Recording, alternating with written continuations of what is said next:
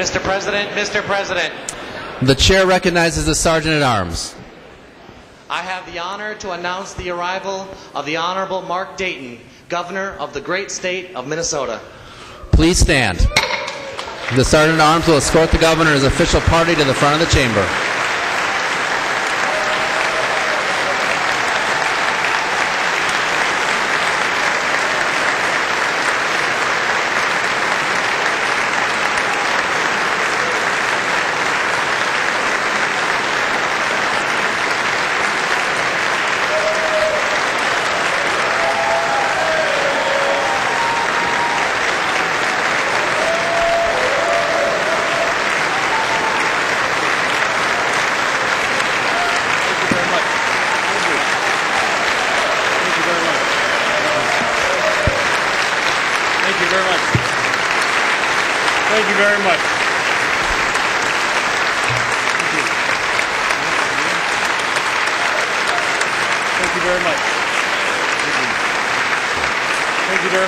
You may be seated.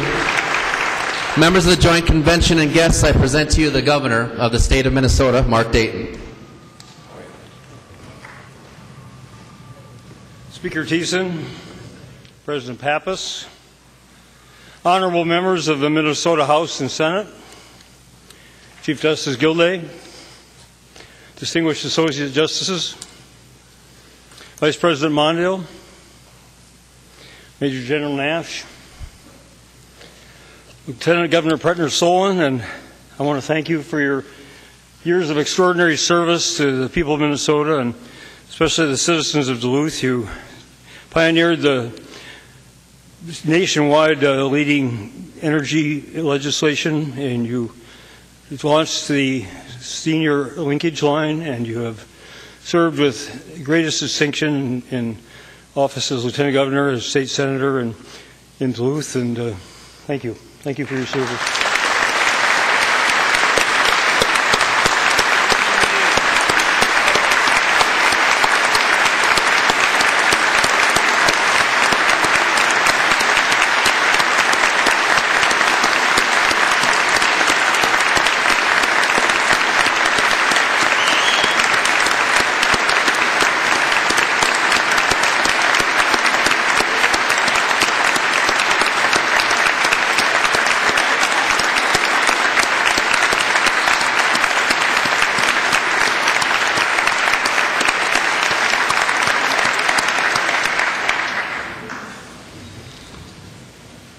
Secretary of State Ritchie, you also have served this state with the greatest distinction. You conducted yourself with great poise and honor and integrity during two fearsome recount procedures. You've served the office as you believe right. You've done what you believe you can and should do on behalf of the voting rights of the people of Minnesota, and I thank you.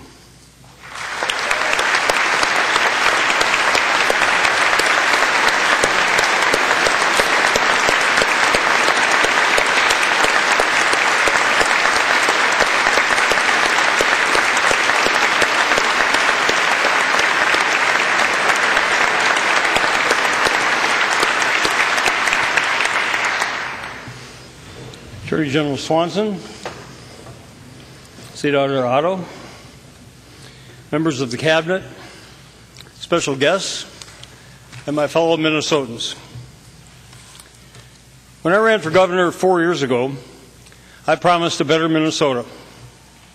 Tonight I can report that the state of our state is better, much better than it was before.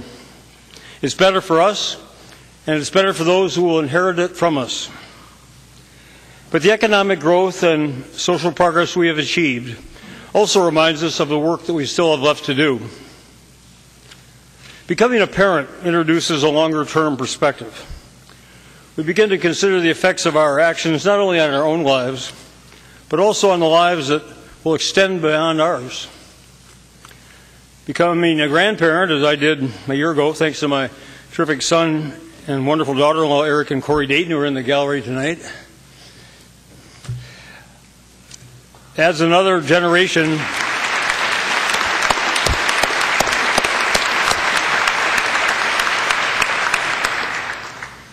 to that timeline. it also raises the stakes. Somewhere down the road, my grandson and his generation will assess the state of the state we have left to them. They will decide whether we, through our actions or inactions, made their lives better. So let's keep them in mind as we choose our state's path. In my first State of the State 3 years ago, I said, I know what we must do to create a better future for all of us. To progress, we have to invest. We have to invest in more jobs, invest in better education, in improved transportation, in the health of our citizens, our communities, and our environment, in the transformation of government services. In other words, we have to invest in growth, quality, and effectiveness. Well, we invested in jobs. Minnesota's private sector and public sector both invested in jobs. We are blessed with so many outstanding businesses located everywhere in our state, operating everywhere in the world, and who during the last 3 years rediscovered that they can be successful and profitable here in Minnesota. As a result, we have the 5th fastest growing economy in the country.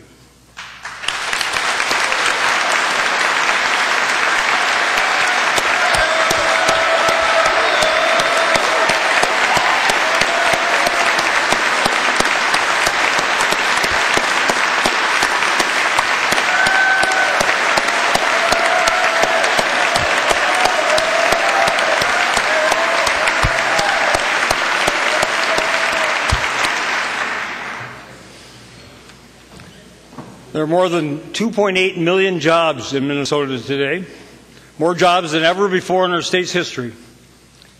150,000 more jobs than when I became governor 3 years ago. This economic growth is happening all over our state. A recent newspaper story was entitled, "Lots of Jobs Find a Home on the Prairie in Southwestern Minnesota." It said that, for example, Jackson County reported a 5% increase in jobs during 2013. The City of Jackson's Economic Development Coordinator is quoted as saying that everybody who is able to work and willing is probably employed. Jackson's largest employer, AGCO, has doubled its workforce to more than 1,300. Nearby, Hitchcock, which manufactures automotive and farm equipment for 300 customers, has grown from a dozen employees to 140. And I'm looking for another 30, said the company's owner, Brad Mones. I'm turning down work because I can't find enough employees. Some people believe there is no role for government in private sector expansion and job creation. To see that they're mistaken, just look around Minnesota. There would not be a new stadium under construction in Minneapolis without the financial support of the city and the state of Minnesota. 7,500 construction workers will have jobs building that stadium over the next few years. Over 1/3 of them will be people of color. Located right next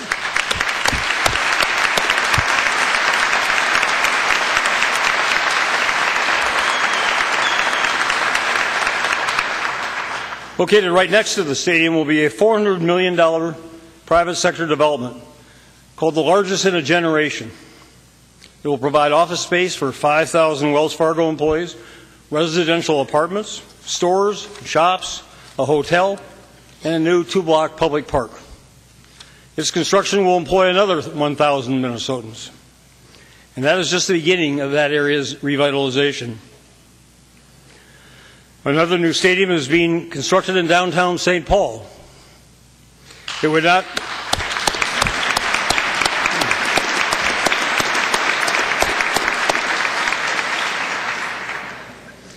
have occurred without an investment by that city and the state of Minnesota. It will anchor the resurgence of the Lower Town neighborhood in our capital city. Perhaps the most transformative development project in my lifetime will occur in Rochester. Thanks to the world-renowned Mayo Clinic's decision to build this expanded destination medical center there. Already Minnesota's largest private employer, Mayo expects this multi-billion-dollar expansion to double its employment over the next 20 years. The center will be surrounded by new hotels, restaurants, stores, and recreational opportunities. This project will enhance Rochester's standing as the premier health care center in the world.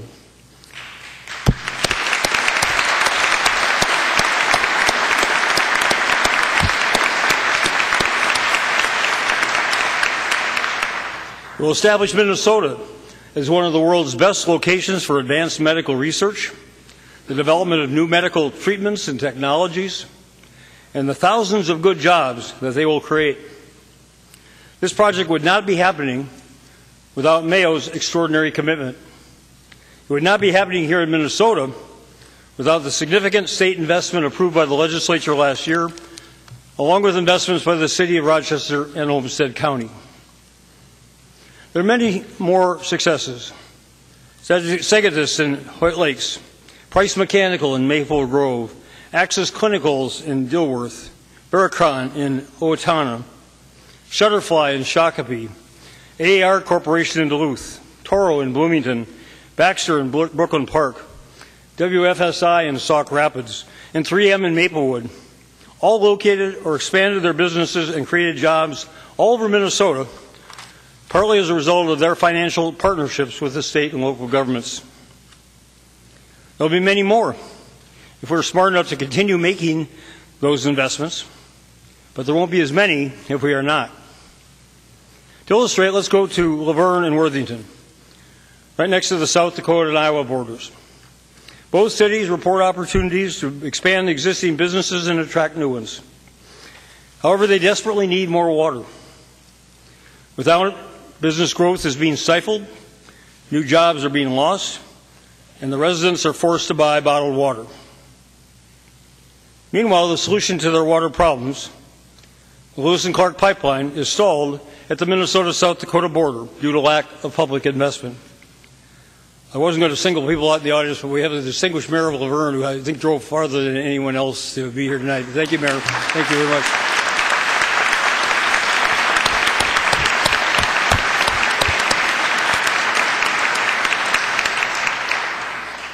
The federal government has essentially bailed on this project, despite the strenuous efforts of our Minnesota congressional delegation. The $71 million needed to complete the pipeline's Minnesota leg must come mostly from us, or that region's growth in population, businesses, and jobs will suffer. The harsh reality is that there's probably not enough room in an $850 million bonding bill to fund the pipeline's construction all the way through Laverne and into Worthington and onto the Iowa border. However, there could well be enough room in a larger bonding bill to complete the Minnesota segment and turn the water on in Laverne and Worthington. Otherwise, they'll have to wait at least until the next bonding bill, 1 or 2 years from now. Why am I for a $1.2 billion bonding bill this year? Because I'm for jobs. Our building this pipeline means jobs now and more jobs in the future.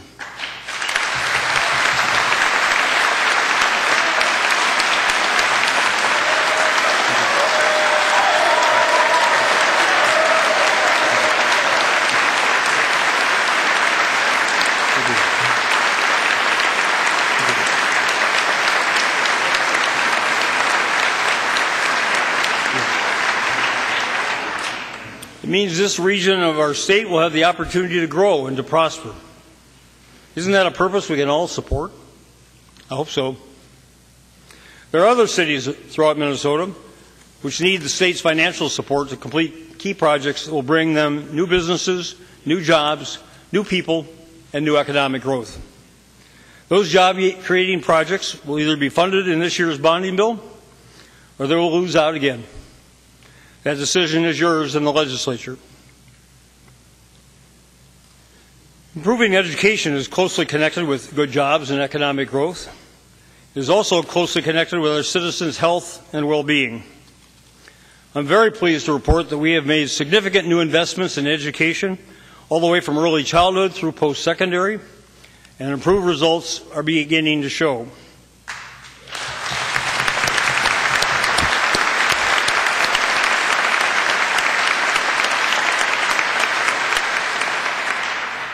We started in 2011, when despite facing a projected $6 billion deficit, we increased K-12 education funding by $223 million, reversing a decade of declining state support for our public schools.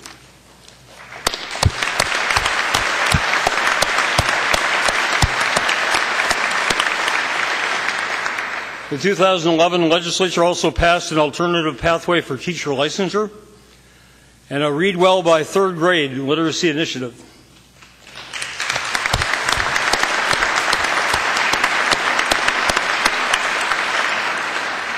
It enacted comprehensive teacher and principal evaluations. Principal evaluations began last fall, and teacher evaluations will start statewide this September. Last year, the 2013 legislature made $485 million of new investments in K-12 public education. It increased the per-pupil aid formula, as well as support for special education.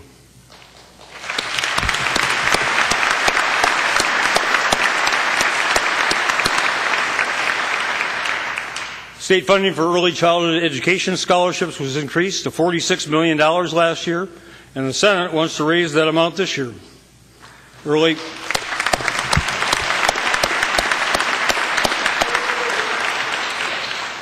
childhood education is real education reform. The legislature also passed one of my consistent priorities, and statewide all-day kindergarten will begin this fall. Studies show that both early childhood and all-day kindergarten can make crucial differences in boosting students' performances and closing achievement gaps. So do nutritious hot lunches. No child should be shamed because parents can't afford lunch.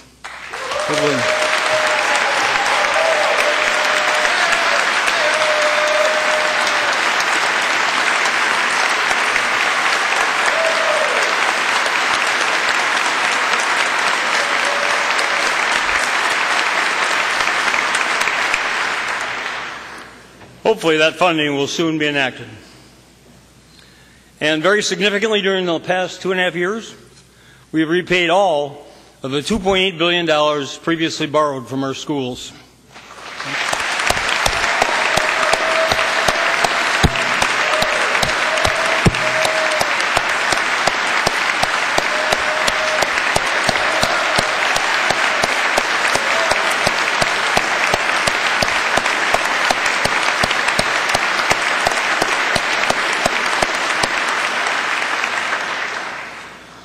Now school districts can put their money into classrooms, not bank loans. Let us vow that no more will we balance state budgets by creating deficits in school budgets. Just weeks ago, the legislature passed strong anti-bullying legislation. That is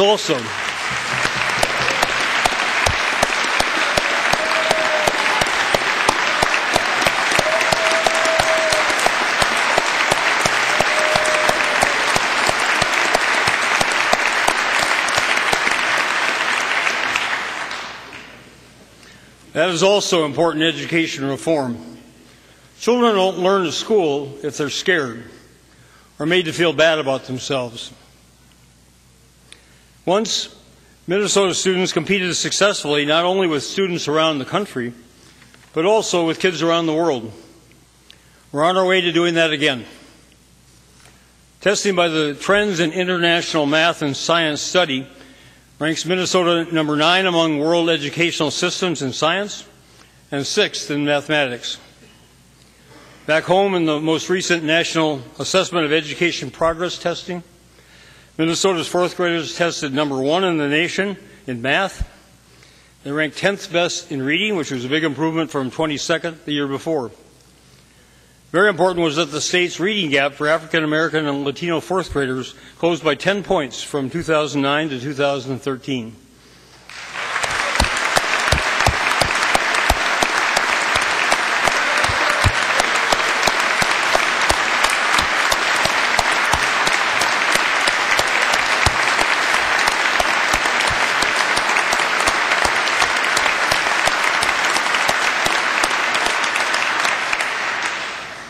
Our 8th graders ranked 11th best in the nation in reading and 5th best in math. We've had the highest ACT scores among seniors for 8 years running, and our graduation rate, nearly 80%, is the highest in a decade. Regarding higher education, we have started to make progress, but we have quite a ways to go. In fiscal 2012, state support for higher education in real after-inflation dollars fell to its lowest level since 1981. Last year's legislature began to reverse that trend and increased state funding for higher education by a record $248.5 million.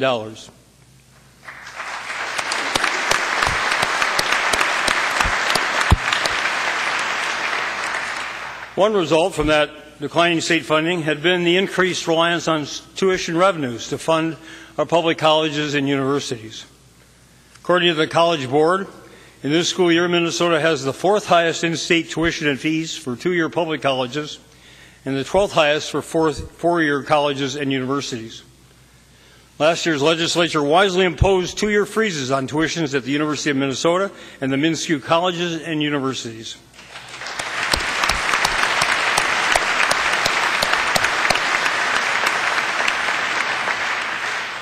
In addition, the state grant program was expanded. As a result, over 100,000 Minnesota students have received increased financial aid this year.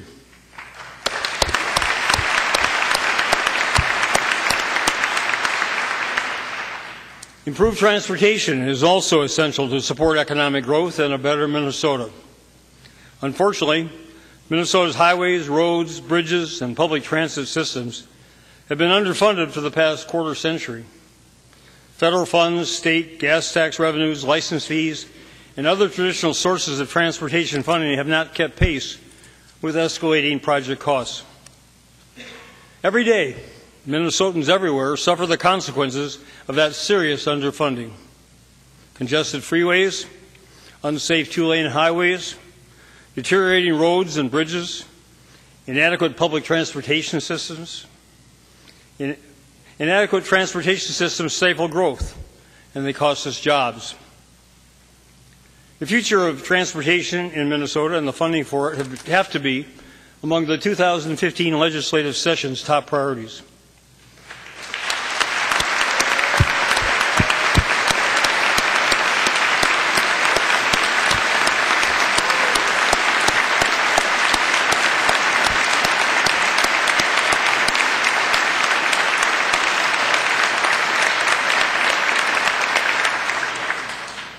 Whatever is decided, whether to do nothing, a little, or a lot, will have an enormous impact on the lives of all Minnesotans for decades to come.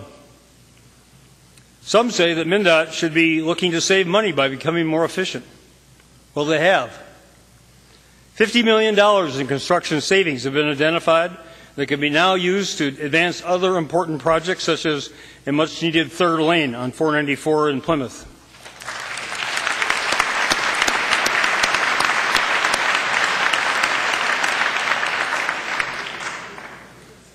MnDOT officials have also outlined one possible combination of funds which could nearly raise the $6 billion of additional revenues needed over the next 10 years to maintain, expand, and improve our state's transportation systems. Obviously, it would be very expensive. It would, however, cost less than doing nothing. A better Minnesota also means a healthier Minnesota. We can take satisfaction in our national ranking as the 3rd healthiest state. And the Commonwealth Fund has just announced that Minnesota ranks as the best state in the country for health system performance, which includes health care access, quality, costs, and outcomes.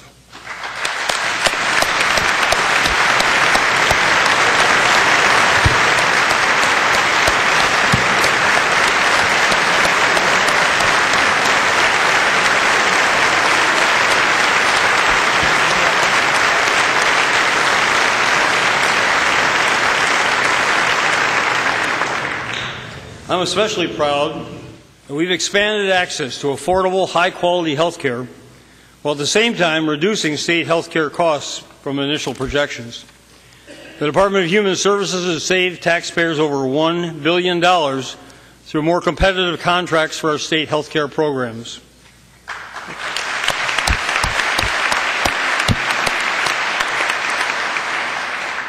Among the states, we have the 5th lowest percentage of citizens without health insurance coverage.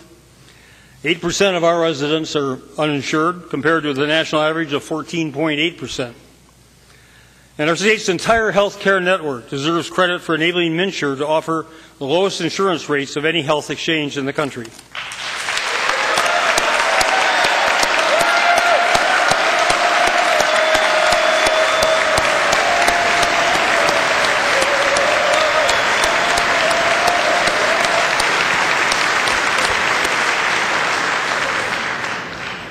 These low rates have helped MNsure enroll over 206,000 Minnesotans in affordable health coverage, many for the first time. MNsure didn't start well, but it's gotten better, and it will keep on improving. It's also important to remember that the Federal Affordable Care Act provides all Minnesotans with some very important protections, whether they obtain their insurance through MNsure or not. No one can be denied coverage because of pre-existing conditions.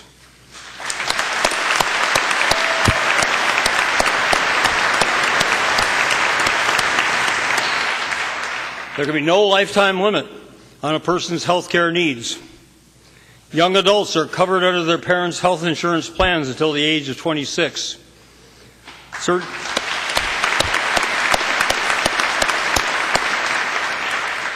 Certain screenings for cancer and other preventative procedures are free. Here in Minnesota, we also greatly enhanced the well-being of many of our citizens by passing into law last year the marriage equality legislation.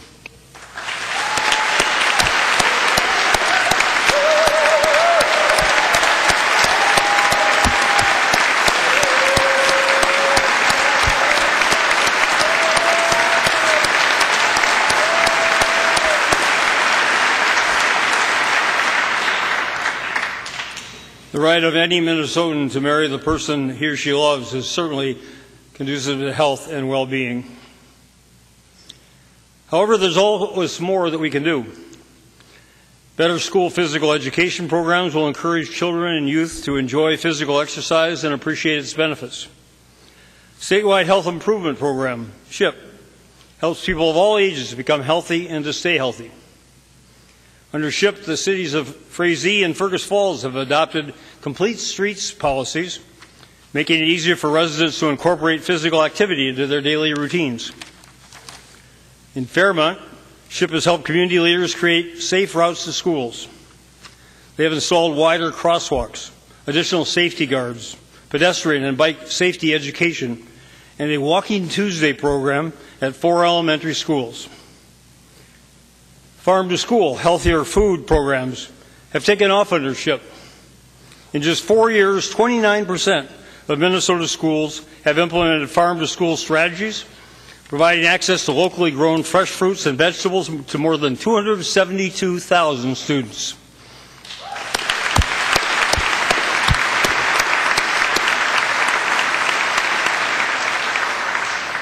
In Kelleher, for example, SHIP has brought healthier food to public schools with more fresh fruits and vegetables and more local foods. Kelleher's superintendent reports that for the first time in 20 years, the school's hot breakfast and lunch budgets are in the black. Last year at this time, they were between $30,000 and $40,000 in the red. Healthier habits, lower costs, and supporting local economies. That's what SHIP is about. We also need to support caregivers who are taking care of aging parents. My proposed state income tax credit for child care costs would apply equally to the cost of care for dependent, disabled, or elderly family members. I urge that this tax credit be included in the second tax bill.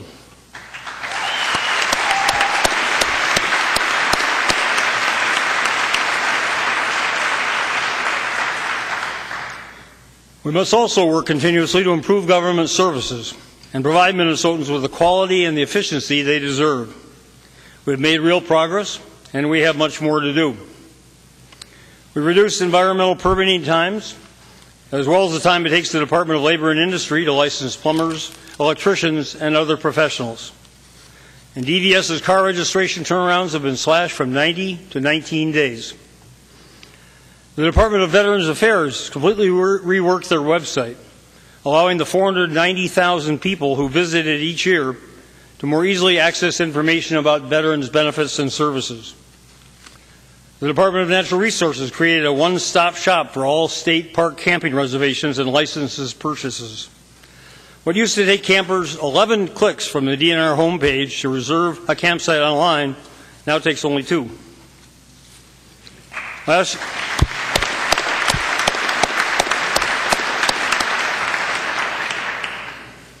Last year I recommended that this year's legislative session be the unsession.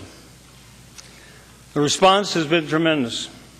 Thousands of Minnesota citizens offered ideas to improve state government at the state fair, online, and in person. We also received terrific ideas and suggestions from hundreds of state employees.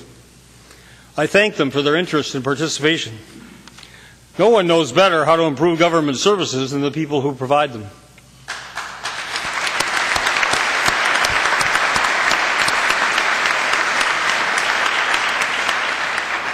I also thank legislators who added their own initiatives and who have taken valuable time during this short session to give consideration to the 1,000 proposals submitted by my administration. They all have one goal: to create a better government for a better Minnesota. I've already signed 121 provisions into law. They include the first middle-class tax cut bill, which simplifies the preparation of federal and state taxes, saving 1.5 million Minnesota taxpayers time and money. This work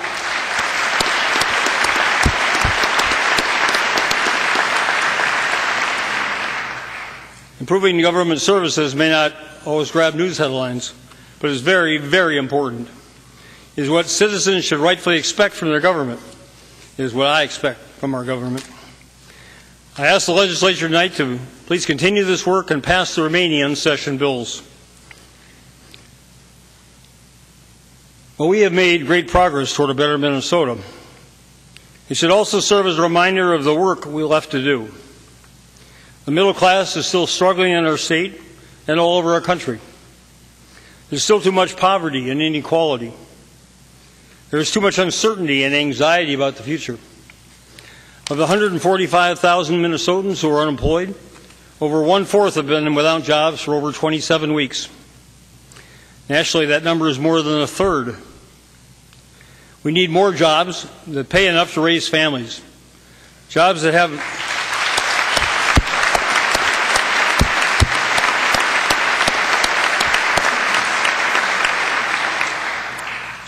good benefits, that offer retirement security, and keep pace with the cost of living. Too many Minnesotans have to work 2 or 3 jobs to try to make ends meet. We took a very important step 2 weeks ago when the legislature increased the state's minimum wage and indexed it to inflation.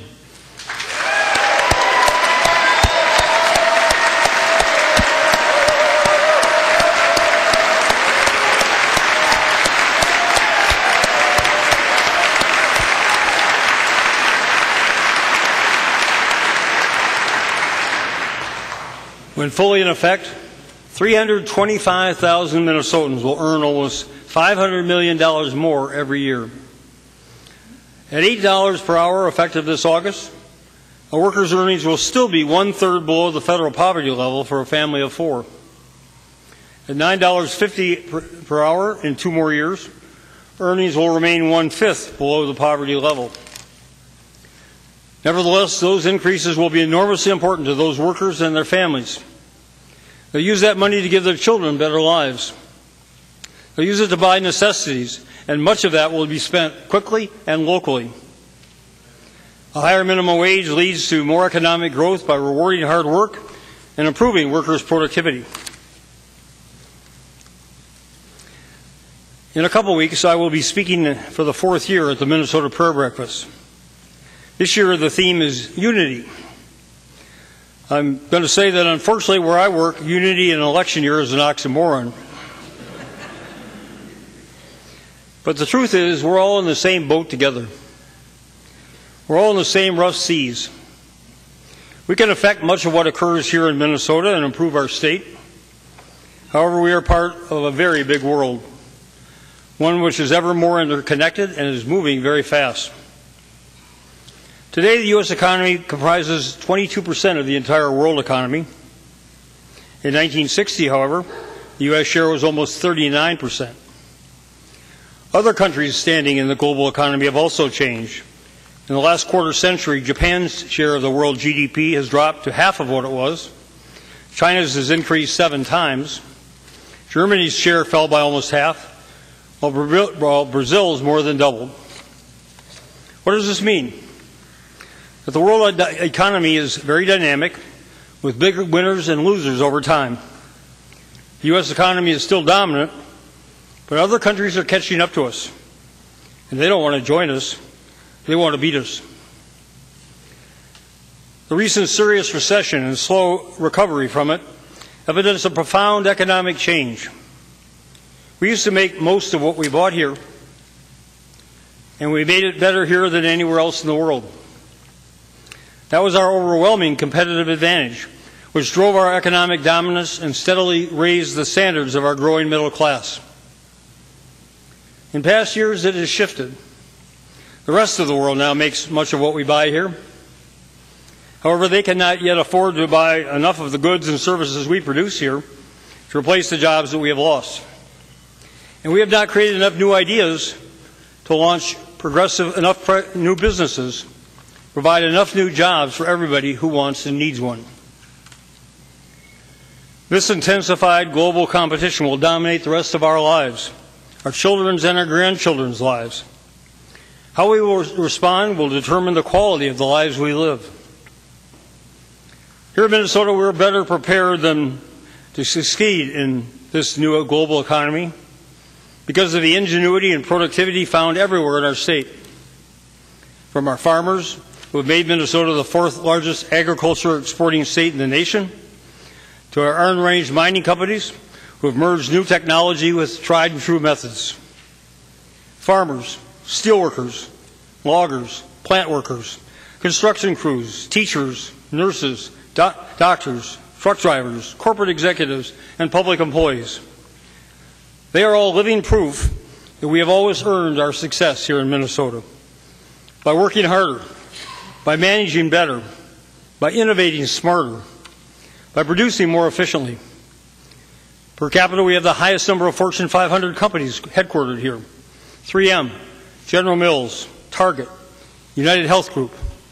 They didn't move here. They started here. Cargill, Marvin, Anderson, Carlson, DigiKey, Toro, Schwann's, Polaris, Arctic Cat, Magnetation, Medtronic, Mayo. They, and far many two others to mention, began with an entrepreneur with an idea, which became a product or a service, which other industrious people built into other products and services, which succeeded because they were designed well, produced well, and serviced well by well-educated, talented, and hard-working Minnesotans. Working together, they have produced success after success after success. And they build a state which reflects their values and virtues.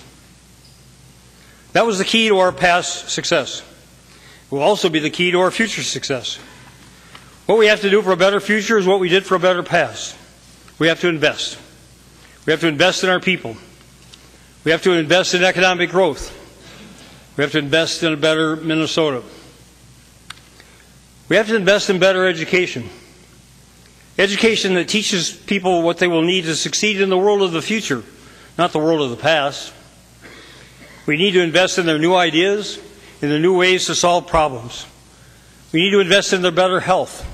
We need to invest in a cleaner environment to keep them healthier for longer. And we need to invest in the infrastructure they need to live productive lives. Efficient transportation, reliable sewer and water systems, and high-speed world communications. We've begun that process by recognizing the critical importance of our investments in education and reversing their decline.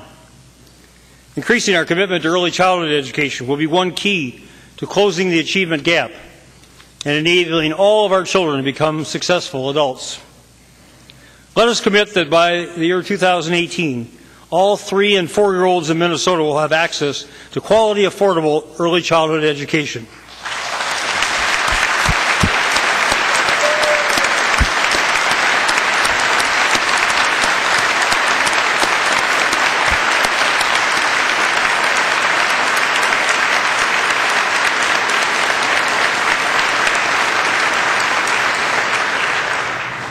Then, from the beginning of their elementary school educations, we must teach our children how to think creatively, how to learn to learn to love to learn. Creative people develop new ideas, which start new enterprises, which create new jobs. Creative people figure out how to do their work more efficiently and productively.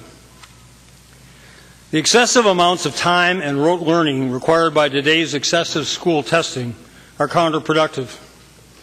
They stifle teachers' abilities to not only impart information, but also to show kids how to use it, how to apply their knowledge to solve new problems in new areas, and to enjoy doing so. This approach does not require abandoning testing as a measure of each student's progress. It does require a more efficient, more effective testing.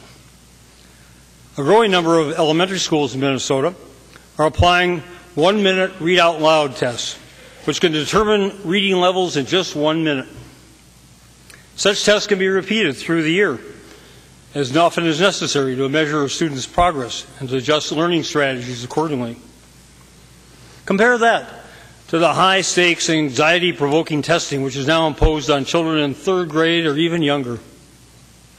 Many children come to school terrified on test days, then go home demoralized. What purpose does it serve to send a 3rd grader home believing that she has failed life because she may have performed poorly on a test?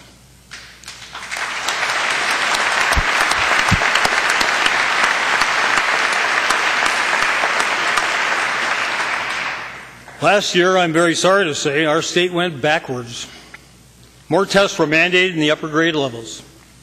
I'm told some tests are required by state statute. Others are necessary to satisfy federal requirements. Still others are added by local school districts. They may make sense individually, but added all together, they do not.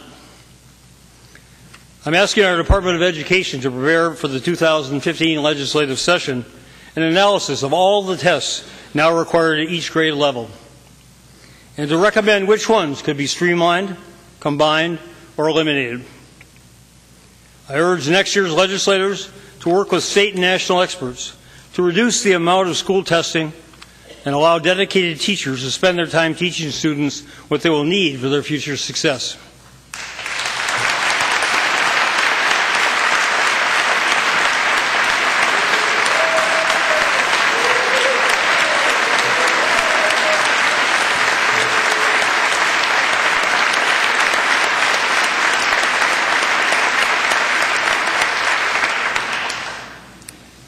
Minnesota offers one of the fewest school days per school year in the country.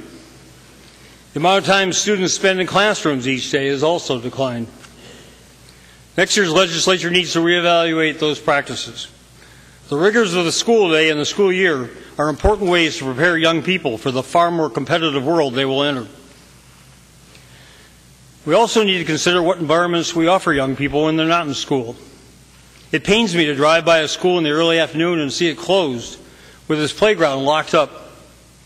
I always wonder, where are the kids who are locked out of their schools? Where do they go when they have nowhere to go?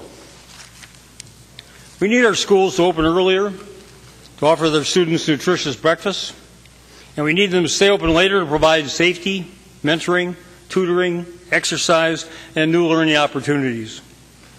These additional responsibilities would not be placed on school regular teachers. Instead, a new group of adults would take over after regular hours. Minnesota has the third highest labor force participation rate in the country. Over 70% of our adults work. Too many of their sons and daughters have too little to do after school and no one watching them do it. Afternoon and evening programs at schools and recreational centers should be community responsibilities. Ask local businesses to help pay for them. Ask major corporations to sponsor them.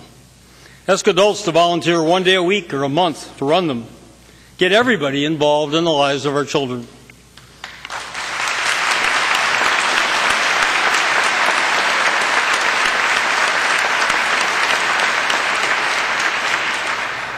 Starting in junior high school, our education system needs to make students aware of the real-world opportunities and the pitfalls in that world that they will be entering.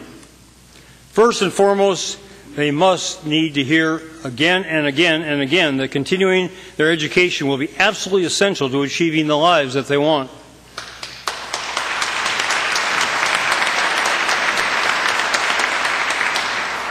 Our schools need more guidance counselors who are specially trained in career guidance to help junior high and high school students better understand what their opportunities are and how to prepare for them. Then we must better align our high school and college curricula with the world of the future, not the world of the past. This means we have to provide leading-edge instruction in world-class schools, colleges, and universities with state-of-the-art equipment and technology, all aligned with the good jobs that will be available for their graduates. The need for this alignment is well understood by our state secondary and post-secondary education leaders. However, they need the resources to carry it out. The state's current bonding levels does not adequately support the improvements that both MnSCU and the University of Minnesota must make in their existing physical plants, in new buildings, and in state-of-the-art equipment and technologies to continue to attract the best students and to give them the best possible educations.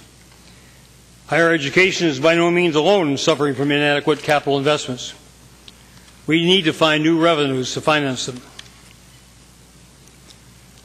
I've given special emphasis to education both because I believe it holds the key to our continued economic growth, and I'm convinced that whoever retools their education systems to align most effectively with the world their students will live in and gives them the tools they will need to succeed in it will prosper.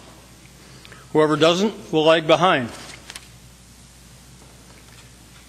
We also need to increase our investments in new jobs and better jobs throughout our state. Last year, the legislature made major new investments in the Department of Employment and Economic Development's job-creating programs.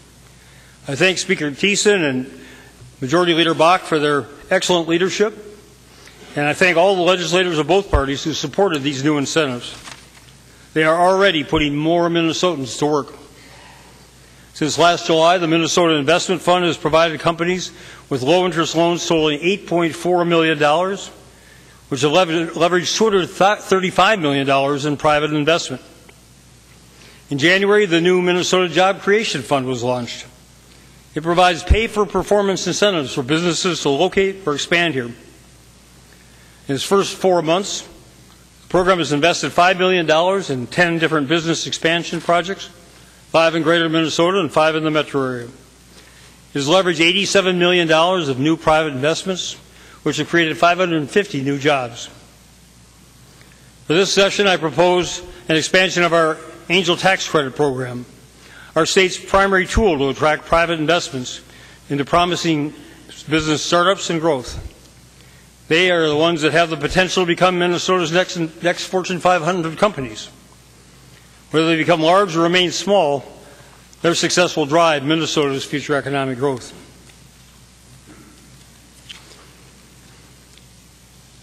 As I will say at the prayer breakfast, unity may be beyond our reach at the Capitol this year. I don't want to rule it out entirely with a second tax cut, supplemental budget, and bonding bills still ahead. We might surprise ourselves. But while we may not find a unity of means, I believe we do share a unity of purpose. We all love this state. We all want to see it prosper. We want our international communities, there are now over 100 languages and dialects spoken in Minnesota, to retain their special identities, yet also to live together harmoniously and work together productively. We want Minnesota to be the best, to be the very best that it can possibly be, because we live here. Many of our children and grandchildren will live here. We want them to achieve the very best they can for themselves and for their families. In his epic saga, Giants in the Earth, O.E. Rolvaugh wrote, "By attempting the impossible, they accomplished the unbelievable." Unity of purpose might seem impossible, but if we try, it may just show up where we really need it. Thank you very much.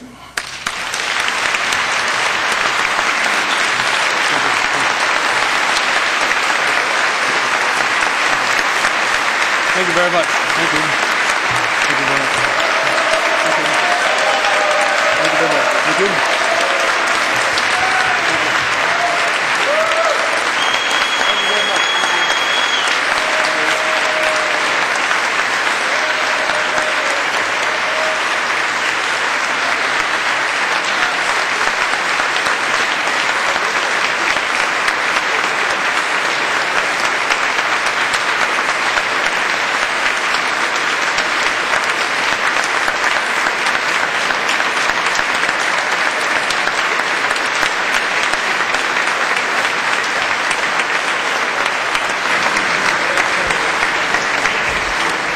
I call on Senator Bach. Mr. President, I move the joint convention do now adjourn. Senator Bach moves that the joint convention do now adjourn. All those in favor say aye. Aye. All opposed, no. No. The motion prevails. I declare the joint convention adjourned.